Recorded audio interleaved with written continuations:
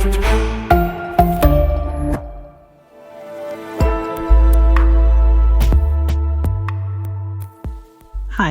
I'm Jankowska. I'm a professor of accessibility studies at the University of Antwerp, where together with colleagues, we study how to make media, culture, and public life more accessible and inclusive for diverse audiences. Like millions of people around the world, I've been following the FIFA World Cup. And every 4 years, football brings together people from different countries, cultures, and generations. And we often say that football is the world's game. But that makes me wonder, is it really a game that everyone can experience? When people hear the word accessibility, they often think about ramps and elevators or accessible restrooms. And those things are important, don't get me wrong, but they are only one part of the picture. Accessibility is about a big group of people with diverse needs.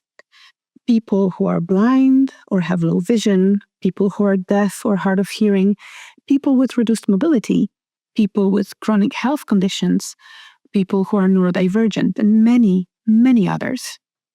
Because each of us experiences the world a little differently, and each of us may face different barriers. And accessibility acknowledges that diversity. So what I want to talk about today, I'd like to take you through a accessible football match day.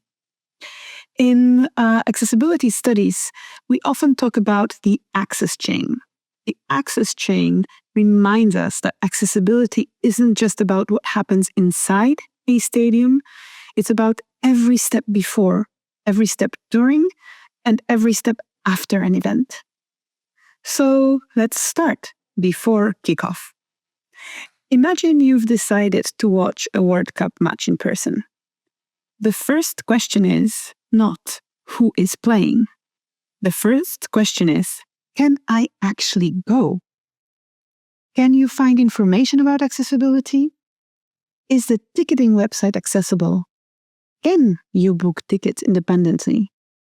If the website does not work for you, is there another way to make a reservation, perhaps by phone or through customer support? Can you choose the type of seating that matches your needs? Can you request accessibility services before you arrive? And if you need to attend with a companion or personal assistant, can you make sure you will be seated together?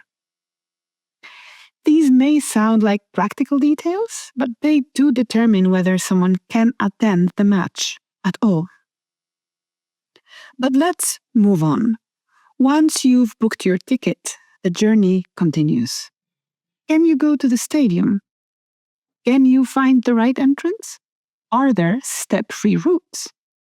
If you need assistance, is someone there to help you reach your seat? Can you find an accessible restroom? Can you easily find information if something goes wrong? Many of us rarely think about those questions, but for many disabled fans, they shape the whole matchday experience. Let's move on. You have reached your seat. The stadium is full.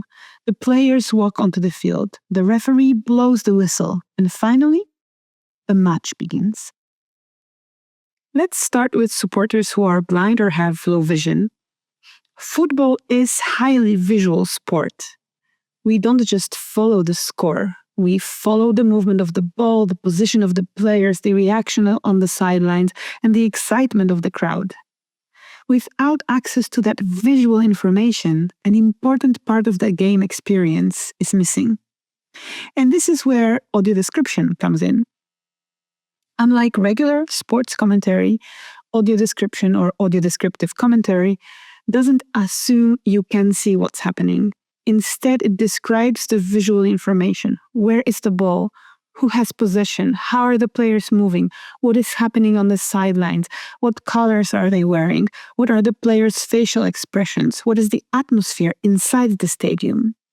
So the goal isn't simply to report the score. It's to recreate the visual experience through words.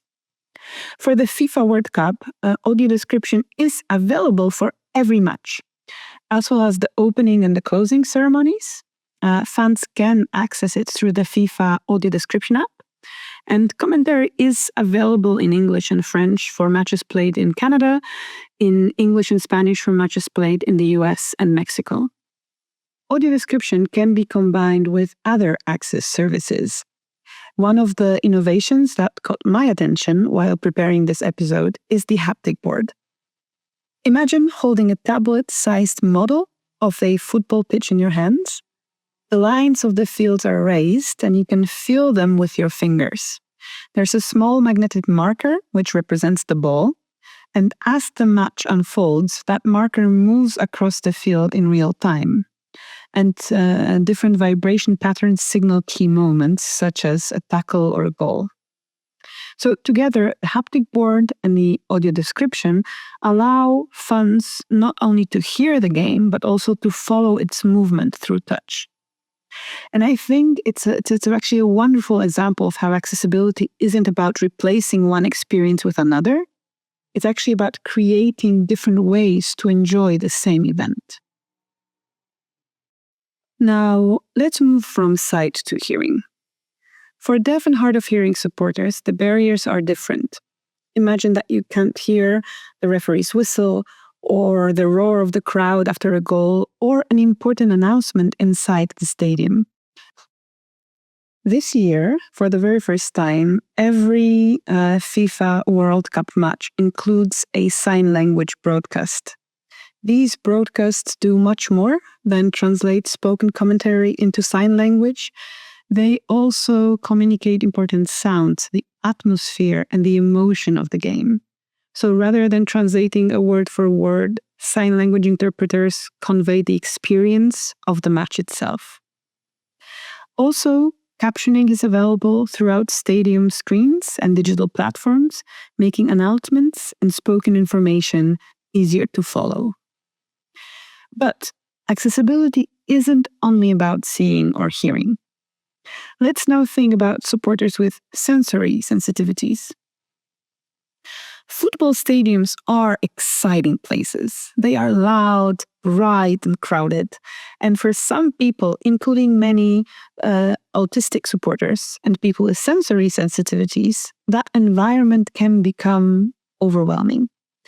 To support these fans, stadiums provide sensory bags containing items such as noise-canceling headphones and fidget tools, but they also offer sensory rooms where supporters can step away from the noise, regulate, rest, and return to the match when they feel ready. And for me, these examples remind us that accessibility doesn't look the same for everyone, and different people need different kinds of support. And accessibility also has another dimension that we don't always talk about, and that dimension is very important to me, and that dimension is affordability. For some disabled fans, attending a football match means attending with a companion or personal assistant. That isn't an extra luxury or a special request. It may be essential for communication, for navigation, for getting there, for personal support. So the point I'm trying to make is that we often think about accessibility in terms of access services, accessible seating, ramps, audio description, but the economic accessibility, economic barriers matter too. If attending a match means buying 2 tickets instead of 1, then cost becomes part of the accessibility conversation. I'm almost ready to finish, and I was thinking, what is the one message I'd like to leave you with? And I tried to already signal it throughout the episode. There is one idea that keeps coming back to me when thinking about accessibility, and that is that there isn't one accessible football experience because there isn't one football fan. Different people experience the same match in different ways. They encounter different barriers, and they need different kinds of support. And that is what accessibility is really about. Not creating a different football match, but making it possible for more people to experience the same game in ways that work for them. Now, To say goodbye, if you're listening to this episode on the day it's released, Belgium's Red Devils will be playing their round of 16 match later today. And if you're planning to watch, I'd like to invite you to try something new. VRT provides a live audio description service in Flemish. And even if you don't need audio description yourself, listen for just 5 or 10 minutes. It's a wonderful way to discover how much visual information is translated into words and how much skill it takes to describe a fast-moving football match. You may even find yourself noticing details that you haven't paid attention to before. And perhaps that's the best way to understand accessibility. Not just by talking about it, but experiencing the same game from someone else's perspective. Thank you for listening.